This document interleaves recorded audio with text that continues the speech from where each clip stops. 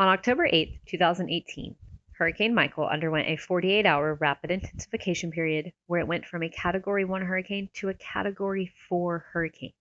By landfall on October 10, 2018 at 12:30 p.m. Central Time, Hurricane Michael was an unprecedented for the region Category 5 hurricane, making landfall near Tyndall Air Force Base, Florida. Hurricane Michael was the strongest hurricane in recorded history to make landfall on the Florida Panhandle. Landing with sustained winds of 161 miles per hour and a minimum pressure of 919 millibars, the storm was the fourth most powerful hurricane to hit the United States, spreading devastation far inland through many counties in northwestern Florida, from Bay County, Gulf County, Calhoun County, even through Jackson County and Leon County, where the state capital is located. Hurricane Michael was unique in that it maintained its major hurricane status all the way through the Florida-Georgia state line. As it entered Seminole County, Georgia, it was still a strong Category 3 hurricane. Across northwestern Florida and into the state of Georgia, Hurricane Michael was responsible for $25 billion in damages. These are the 31 voices of Hurricane Michael, representing the many unique experiences and perspectives of the community members who endured the storm and its impacts.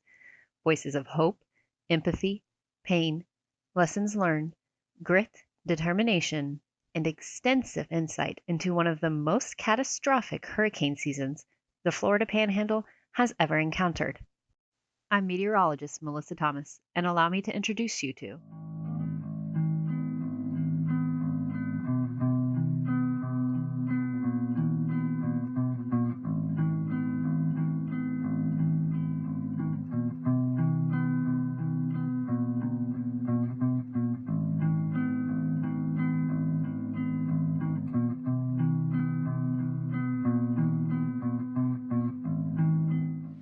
I'm meteorologist Melissa Thomas, here with another one of the voices of the Hurricane Michael's Voice Project. Today we have Christine Campbell and Telisha Sullivan. So to get things rolling, we're going to ask how Panama City was home to them before Hurricane Michael made landfall on October 10, 2018. How was Panama City home to you ladies? I was born and raised here. Born and raised, all right. Also born and raised here. Born and raised, two locals. Yes. Yeah. Awesome. So 2018 summer's here. It's hurricane season. How are you feeling leading up to it? Just in general. Feeling prepared? Working, doing everything I'm supposed to, going to work, having a great life. Doing life as normal. You know, we've gotten storms, but never really anything bad. So, I mean, we got a couple cases of water and thought, all right, we're good to go. Good to go. And being locals for that long, you've been through storms. Oh, yeah. Yeah. So you have a sense of comfort in what you've been through and experienced. Oh, yeah, never have I left for a hurricane at all. There you go. No. Even more Stayed through Opal, everything. Yeah. So prepared, yes. Yeah, pretty much. Then the storm rolls through. Tell me about your experiences during the storm, and then we'll dive into post-storm and recovery. Okay. You go first. Well, we stayed in a camper, so we did not stay in the camper. We stayed inside my husband's grandparents' house. Yes. It was me, my husband, my daughter, she was 1 at the time, and then my son, who was 8. And we were like, okay, well, because at first, the night before, it was like, okay, it's going to be a 2. We're like, okay, whatever. And then as the night progressed, it's going to be a 4, maybe a 5. And then we're like, well, maybe we should have left, but it was like midnight or after when we found that out. So we were like, well, we've been up all day getting ready, and now it's too late to drive, pretty much. And you can't guarantee you wouldn't be on the road. Exactly. If that storm rolled over. Right. It's too late to drive, pretty much. Yep. So we're like, okay, well, we're going to stick it out. So we're just kind of doing things as normal. And the power goes out mid-cooking a grilled cheese because Oh my gosh, let me tell you, she is the bomb with a grilled cheese. If anybody wants a grilled cheese, this is the girl to go to. Yeah, I was mid-making a grilled cheese and the power went out. And then we're like, okay. So the wind starts picking up and we're just like kind of watching out the windows, you know, just watching the trees start breaking. And we're like, all right, kids, y'all got to go. So I actually laid her down for a nap in the pack and play in the hallway. which was a blessing because she slept for like 2 hours during the storm, which was she great. slept through it. Wow. And my son was still kind of like peeking out, and then a branch hit the window and busted it. No. So I was like, all right, you gotta go. Yeah. Like, get in the hallway. You got a have little to storm stay chaser there. on your hands. Yes. So I was like, you gotta stay in the hallway. And then eventually all of us migrated to the hallway. My husband's cousin was also there. And then we're like, all right, well, stuff's flying in, which honestly, because the power had been out, it was really freaking hot. Oh, yeah. And the window breaking was kind of like a blessing because let some air come in. Oh, what a silver lining yes, in that, because in that it chaos. was so hot. Yeah. But we ended up pulling a mattress and putting it at the opening of the hallway because we didn't know if stuff would start flying in the house since there was a window broken. We didn't want glass flying everywhere. And then during the storm, like, because there's the pressure coming into the house, like, my husband was standing underneath the attic, like the opening, and it kept on bouncing, and stuff was just falling, like the speckling on the ceiling was just like falling all over him, and he's holding like 2 doors shut because the 2 bedroom doors are in the hallway, so he's like holding them shut because the pressure pulling on him. It was intense, but she slept through most of it, and we had electronics charged because of course, also, thought of that. I have to introduce one of Hurricane Michael's little voices, the mini voice. Her Hadley name, Sullivan. Hadley Sullivan. Okay, Hadley. For weather nerds. Cute. You'll get it if you're a weather nerd. But yeah. So it was interesting. My son had his games, and I had my camera, and I took a few shots while we were sitting in the hallway, bored. Yeah. But yeah, it was intense. About probably halfway through, my husband decided he wanted to be Spider-Man because our camper was parked like outside of one of the windows. Yeah. So he climbed up the wall to peek and see if the camper had flipped, which it did not. We still have our camper. Which is very, very good because a lot of sheds were picked up in the storm as it was moving through. Like, the entire sheds shifted. Yeah, his grandpa had a shed, and it is gone. Oh, goodness. But the RV survived. Yes, it did. The camper survived, yes. It did. Okay, good. Which was a blessing because that's where we stay. Mm-hmm. Luckily, their grandparents' house just had the 2 windows bust out, and that was it. They had a lot of water that got in, but since we were there, we soaked it all up before any damage could happen. Immediate recovery. Yeah. Like, I mean, you're starting the recovery process almost during the storm, probably. Yeah, and we were very lucky the winds were going the way that they did because they had massive, massive trees, and none of them landed on the house. Good. All around the house. Thankful for the little things. Now, the grandparents, which was David's parents, they did leave, at like 10 o'clock that night? Yeah. They packed up and were out. Went to Georgia. Yeah. So the storm moves through, you're emerging. What is your immediate observations of the world as you're getting your bearings? When the storm was over, we walked outside, and I don't know why, but it had like a purple hue. Interesting. I haven't heard that yet. It was very, very weird. Yeah. Like, coming out, it was eerie. There was like a purple hue, and the yard is covered in trees. Nothing hit the camper, nothing hit the house, and nothing hit the 3 cars that were in the yard. Yeah. We kind of parked them sporadically. Smart. They were all blocked in. Yeah. But, I mean, we got, like, from stuff flying and hitting them. But, I mean, who cares? Yeah. We had movable vehicles. We just had to cut ourselves out. Yeah. Now, you are located on the outskirts of Panama City, so like a more rural location. So you're probably really blocked in. Yes, very much so.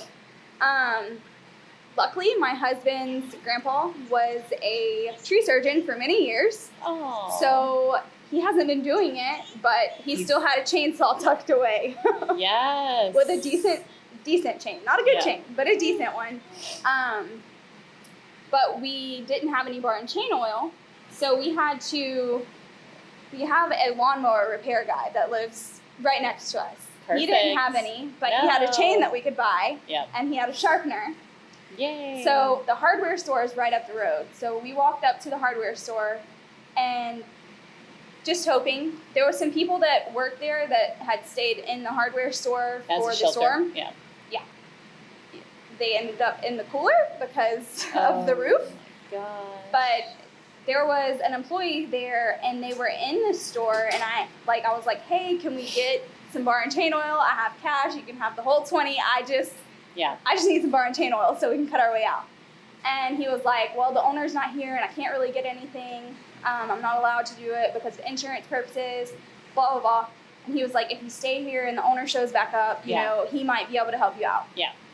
So I stayed there, and I probably stayed there for an hour and a half. And the owner didn't come back. He lives right behind the store, but he was going to check on his family. Yeah. Yeah. So after waiting and waiting, and like people would come and go after some people left and it was just us, he was like, you've been very persistent. Hold on just a second. Aww. He ran inside and grabbed it and took the 20, and we parted ways. There you go. That was very But we nice were of able him. to cut our yard out to get the vehicles at least to the road, and then between my husband and the neighbor that owns the lawnmower shop, they cut enough room for cars to get in and out of our road. Okay. And by that awesome. time, the county had cleared enough room for you to get down 2301 and 231. Okay. So that was a blessing. Yes. But we actually packed up and went to Kentucky. There you go. We grabbed what we need. Well, we stayed the night. And you had little ones too, so I mean, post disaster of this scale, your access to healthcare, you don't know what that's like. You have risk of infection in these type of zones. Well, and like I said, we're writing it out, but we didn't go to the store and get a whole bunch of stuff. Yeah. We got just a little bit of stuff because we're like, oh, what, the power might be out for a day or so. Yep. Like most it's people okay. thought. Yeah. So we didn't have enough food. Like, we had plenty of food in the freezer, but after so long, that's gonna be done for. worthless, yeah. We cleared it out and stayed the night that one night and then left the next day. We ended up coming back. My husband came back. Like, me and my husband and the kids came back and dropped him off, and then I went back to Kentucky for a few weeks. Yeah. It was very interesting. Yeah. And you're running back and forth, with that for a little bit. We had settled. Yeah, we had family in Kentucky that were like, hey, we told you should have came earlier. Oh, you know you and I'm did. like, well, Yeah, oops. you know you did. If we would have known, we probably would have. Yeah. But, hindsight's not 2020. Yeah. But another silver lining. I was there to clean up the water. You were also here to share your story with the project. And future, there's probably going to be more disasters of this scale in communities between fires and bigger storms and earthquakes and like I said, those voices from Katrina and what they went through and being able to share that and have so people could identify with what they were going through, not feel so alone. I really appreciate your courage coming out and talking about it today and sharing your experience. Will you leave next time? Yes. I told him I don't care if they think it's going to be a 1. Yep. I'm packing my babies up and leaving. Probably a smart thing. That's not the first time I've heard, I don't care if it's a tropical storm, 1 or 2, I'm out. And that's the common consensus is, nope, not again. And that's good, I mean. My sister-in-law has a different opinion. Yeah. Well, not really her. She said she doesn't care. She's leaving with her kids. But her husband is like, nope. We've worked too hard for everything that we have. That you're not going to risk. For one, I want to be here if it does start flooding, so I can pick up the things that we need immediately and get them to where they're going to, like, the most important things, to get them to where they're going to be safe. And then on top of that, the fact that there was so much looting going on. Mm-hmm. Like, the day that we came back, we actually stayed at their house because when we went to Kentucky, we purchased, like, loads of food and water. And they're kind of a central point to where the rest of the family, if they needed it, they could come and pick it up from there. Yeah. So we drove straight there, and the night that we were there, somebody tried to break into their garage because their garage door was ripped off. But her husband put their fence that fell down and made a makeshift garage door so that their stuff would be safe. That is a catastrophe hack, or what I'm calling a catastrophe hack. When I ask, do you have any catastrophe hacks? Like little things that got you on your feet immediately that people might not think of.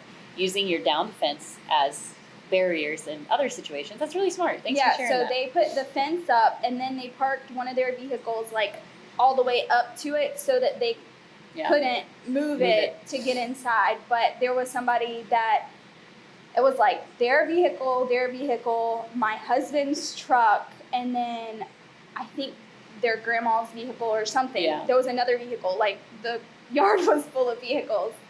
But they had messed with the stuff that was in the back of my husband's truck, and then were trying to get into the garage but couldn't. Yeah. And we came out, and That's really they bold of ran. them to have even tried a dwelling that had that many cars, because you're essentially signing up to deal with an army at that point. Yeah, I mean, and there was candles and stuff lit inside and Yeah. lanterns, so They had they no, had to have known that there was people inside. and that did not deter them.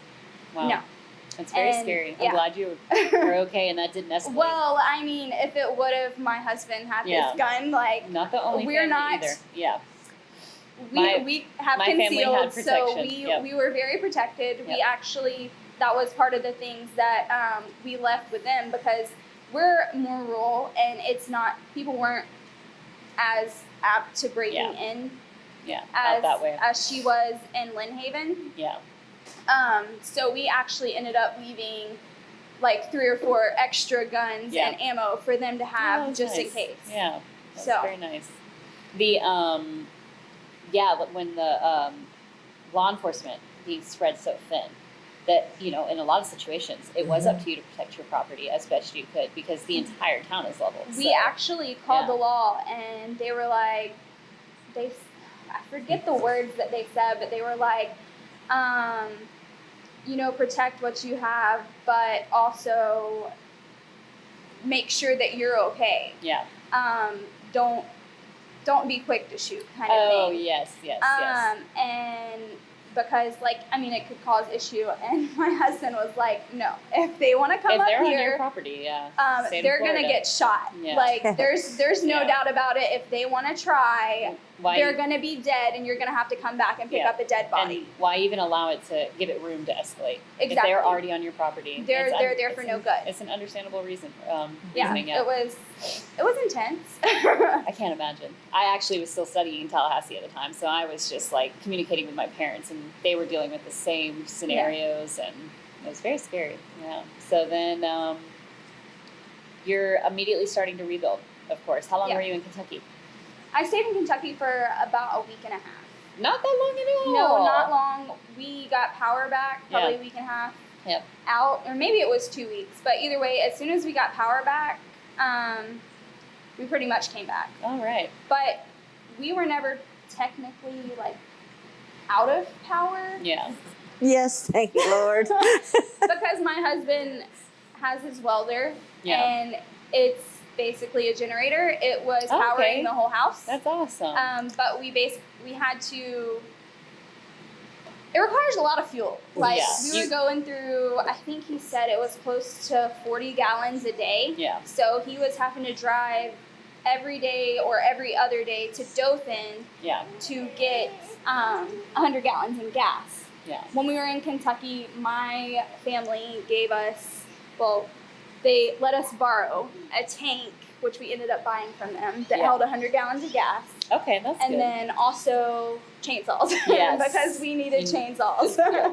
Because yes, we cleared enough to get out of the yard, but I mean, for there like was still months. Yeah. plenty to come out of the yard. Yeah. Like, we just made it drivable. Yeah. Pretty much. So, we kept power, so they were able to come and wash their clothes. Good. And- Good. Yes. Banding together. Yes. Well, we probably only live about 5 minutes Yeah. from each other, so yes. Without debris in the way. Yes. If you don't have, trees and everything. With yes. debris in the way, that 2-hour rides were turning into 6-hour rides. Oh, I between was- that and the traffic. Yeah. The traffic was so bad for not even just the beginning of it, with the For a debris while. still there, Yeah. for months. Yeah. It was horrible. Oh And wait, we're yes. just now I do remember that months. Yes. Yes. we're just now starting to get back to normal traffic patterns, I feel like. Yes. Because now the I can big agree with trucks that. are out, and the debris not on the side of the road that they're having to pick up as much. Yeah, There's we're still coming on some. the year anniversary, and we're just now feeling like traffic. I mean, that's one thing that I would like to highlight for the project's purposes is your traffic routines and patterns, how badly they are affected in a It's major. disaster of this scale. Well, let me say one thing about those big trucks. Most of them, they had to go to, because we live off Camp Flowers, Yeah. and they had a big staging area down there for those big trucks. Those big trucks did not care about the people they had to drive. They didn't care if they pulled out in front of you. They didn't care how fast they were going. Really? And I understand they had a job to do. Yeah. But it's like, don't get in my way, because they did not care. They would just. You felt like it was a little bit more dangerous being on Yes, the road. I really do. Which I naturally mean, more crowded it's in like general, but it was just like, oh my God, here comes one. I'm pulling over, because it's like they just did not care, and it was just. scary. That was just as dangerous as Hurricane Michael itself, in my opinion, No, at times. Your opinion Because there was like, correct. oh my God, you know. They it's do like, studies to investigate how many lives are lost indirectly due to storms, to situations that would not have happened if the storm had not occurred. So, traffic accidents with vehicles coming into town from different states to help out, as grateful as we are, not diminishing that, but traffic accidents that happened, the linemen working that, were killed, unfortunately, that those are indirect deaths of storms. So Hurricane Michael is taking lives months and months and months after it blew through the area. But yes. You're absolutely right in your opinion. Yes. So how has recovery been? We're coming up on the year anniversary. Anything that stood out to you that you want to share during I asked, what was the few weeks after the storm like? And then the next reasonable question is, so a few months after the storm, but progress was so slow that it's a few weeks after the storm and a few months after the storm is the same story, essentially. You still don't have your yards completely clean because there's nowhere to put it. Yeah. Because, granted, we had debris out by the road within a few days. There was nowhere else to put it. Yeah. So you get put at a standstill. It was probably 2 to 3 months after the storm before we got our first pickup. Really? Yeah. Wow. And in that time, you're just kind of adding to the pile as much as you can. As much as you can, and then it's kind of you can't add any more. Closer to the pile, and the pile just gets larger and larger, and then when they pick up, you push again. Oh goodness. So it was a mess for a long time. When did you feel like you started to have get on more of a stable routine or more solid leg, like standing foundation? And maybe it was definitely good for the kids to go back to school. Yes. Like that put more normal in the kids' lives. So the schools coming back into, because the schools were out for like at least a solid month, right? They started back in mid-November, didn't they? I think so. It was about a month. Mid-November, so about a month. The entire school system is down for an entire month. Yes. And so about a month, you get the kids back to school. That's helping you feel the. Okay. That's a little mile marker. Yeah. It was definitely nice to have them, which she's still at home with me. Yeah. But I do get a break while she naps or whatever, that I can take care of things that I can't take care of while she's asleep. I can go help my husband in the yard, whereas she can't be out there with all the debris out there. There's nails, there's screws, there's shingles.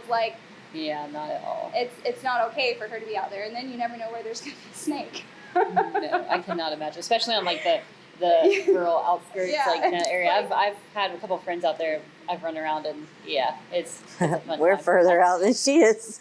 Oh goodness! Did you run into any issues with animal life post Hurricane Michael? Not really. Okay, that's good. Not more than normal. Yeah, yay for the little things. Yes, I'm not a snake person. Yeah. Now, bugs is a different story. Yeah. The bugs have been horrible since the hurricane. Yeah. I've never. Heard that too. Okay, so you have the regular house cockroaches, but that don't fly. Yeah. Okay, now there is these roaches that look like a regular house roach, but they fly. Flying roaches. Yes, and they're everywhere outside. You can't get away from them. No. As much as you spray. And you feel like that's more that was post storm. You didn't I've never because seen they don't have the trees to stay in. That is what it is. It is insane. Very likely. They are everywhere. And I'm like, Yes. I'll tell you what, I can't stand spiders, so I'll take care of your roaches. You take care of my spiders. I don't do spiders either. I don't do bugs. This is why Byron always called me to take care of all the stuff at work. Yeah, don't do bugs. So the children go back to school. The bug population is exploding. what's your next, I guess, mile marker, or how did the rest of the year go for you? Well, of course, like it floods. So we ended up having 7 loads of dirt brought in, but we're still kind of having creeks through the yard. But now you were doing this, you were loading dirt onto your property before the actual big rainfall events were coming through. So you're already thinking of the future of. Well. Or did you have a rainfall event? Well, we had rainfall right after hurricane. That kind of exposed you to what? Yeah, and the water is just draining and. It's creating a creek, and I'm trying not to get stuck in my truck going out the road. So you're making obs immediately with those rainfall events. Gonna have to fix that. Yes. So how are you faring with the recent rainfall by doing that? It's definitely a lot better than it was. Yeah, that's good. But we're still noticing spots that we're like, well, that is probably going to be an issue, and we're probably going to need more dirt. Yeah. But one great thing is our road, the county has just started redigging the ditches. Yes. Yes, so I saw that. I'm like, helping that drainage system. There you go. That's good. Yes, that is a blessing for sure. And the more that they can do that across the town, hopefully that'll help.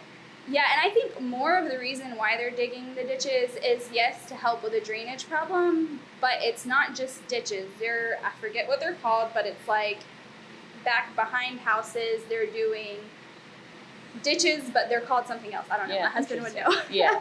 I'm not familiar. I think it's more of a fire break, honestly, because there is so many down trees that if a fire was to occur, they need a way to stop it. And if they have a ditch that's full of water, that's a way to stop. The momentum. And in the interviews that we've done so far, I think this is interview 11 at this point. It'll be organized differently throughout the month of October, but we have not talked about the down trees and fire threat. You have brought that to the table. We have a lot of down trees out there. They had a lot of fires. And we did at the beginning of the year, right? It was towards there the was beginning in the beginning of the summer. It was dry. It was very dry, yes, and we were being exposed to what could be if it continued to stay dry.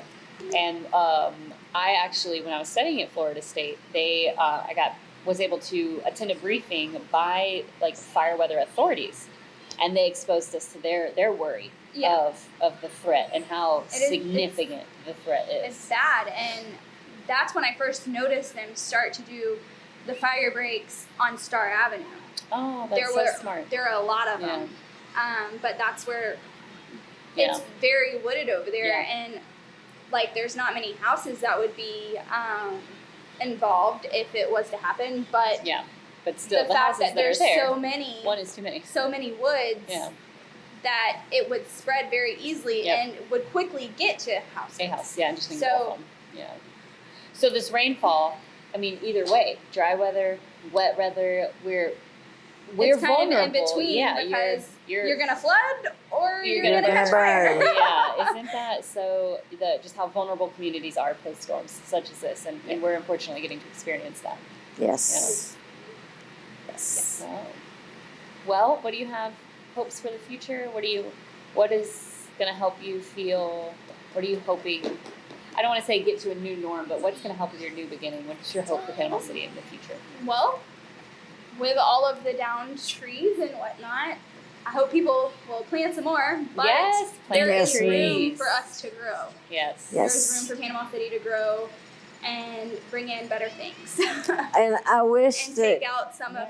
I do wish people would stop being so negative, because everybody on Facebook, I have a lot of friends on Facebook, and you just hear people saying, Panama City will never come back from this. Panama City, I think it will be bigger and better. I think if people would stop being so negative, and I know a lot of people are moving away, and because they say it'll never come back. It's never going to come back. Everybody just needs to move. We're not going to be anything ever again.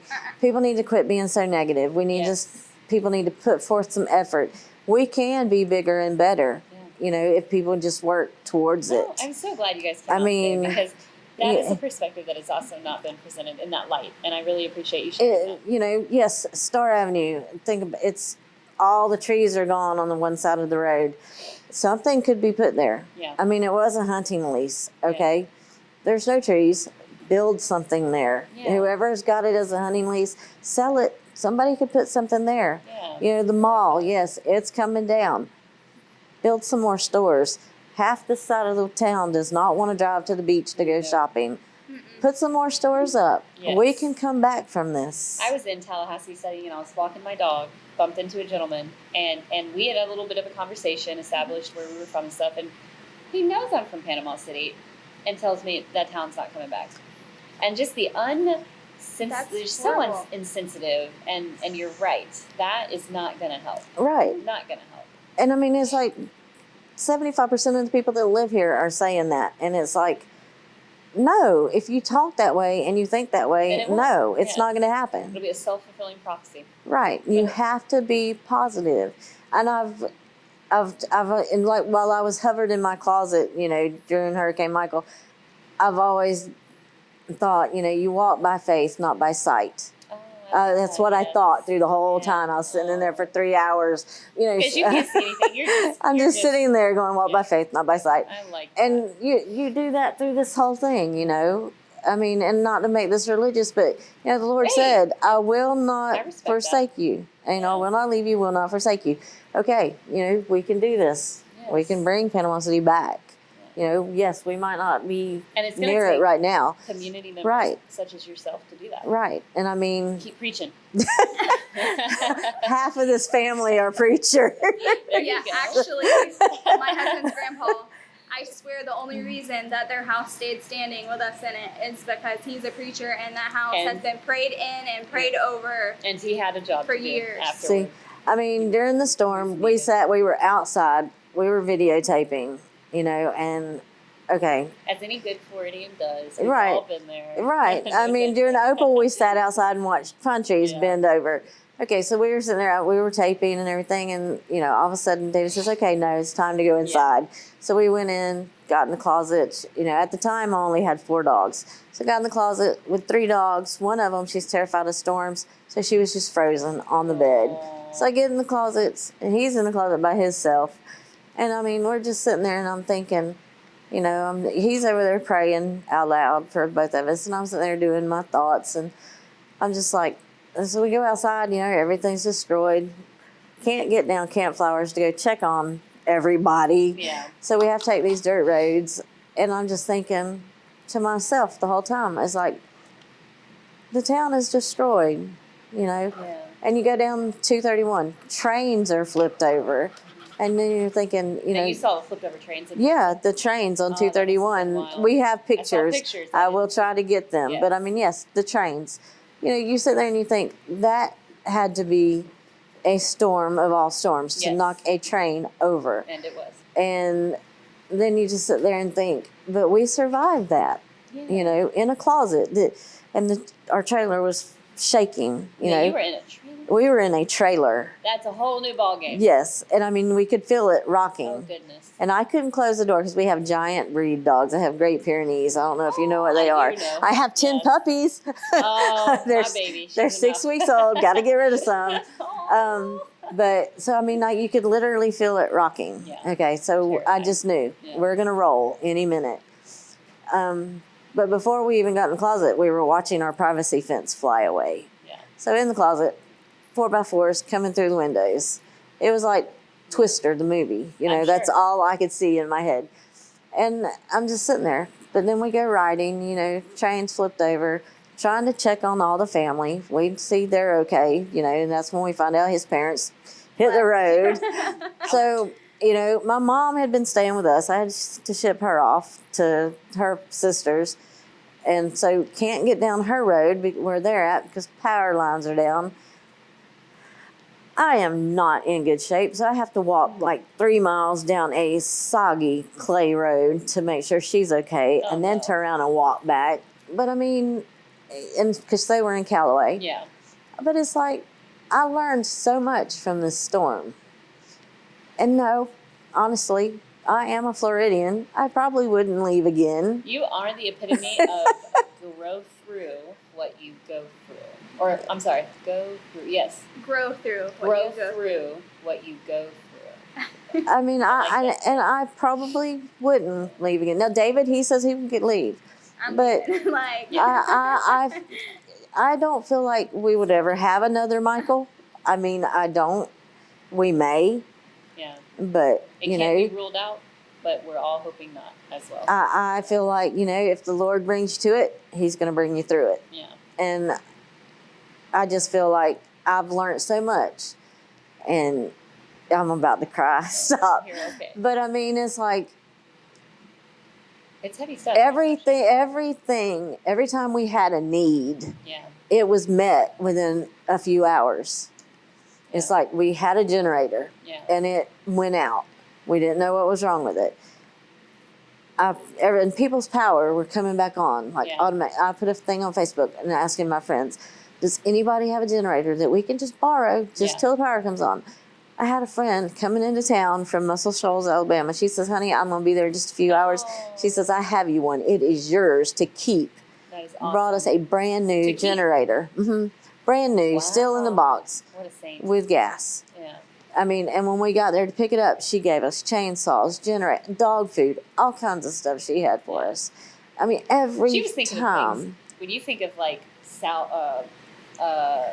resources to an area, someone brought up clothes and shoes, but you're not thinking of like the nuances of what you need daily. Right. Like dog food. Right. I mean, supplies. They had, she grew up here. She had gone to school. We had gone to high school together. Yeah. And her brother, they had moved to Muscle Shoals, and he was in charge of the band.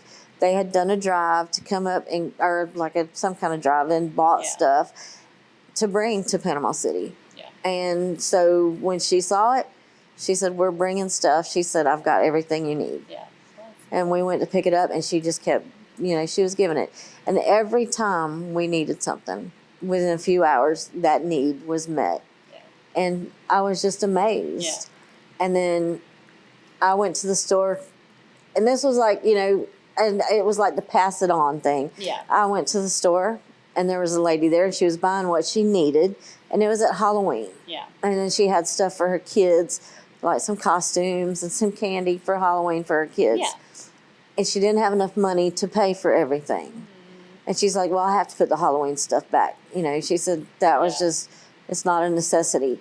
And I was like, no, you buy all that. I said, here. That's so sweet. I said, your kids need that. And so, I mean, I just went through so much and I went home and I told David, I said, you can be mad at me if you want to. I said, but, those kids needed Halloween. I said, we've gone through so much with the storm. And I'm sure that was the world to them. Those kids need some normal. And but through the storm, it's just, I've learned so much and been through so much and our house. There's stuff that while Michael took away from us, there's lots of stuff Michael gave us and can't take back from us. Right. There's a strength that you're always going to have. I have decided, I get up every morning. I might not be able to do everything I wanted to do, but I'm going to live every day. And I'm not going to just say, I'm going to live every day how it needs to be lived. I'm not going to sit there. I've got rid of all my grudges. Yeah. You have to just do. And, yeah. Well, ladies, thank you so much for coming out and sharing with us today. Like I said, what you brought to the table was priceless for the project. We talked about many things we haven't covered yet in the series, in the interviews, and so thank you so much. I really appreciate it. No problem. Thank you for having us. Yes, thank you. Now I'll go.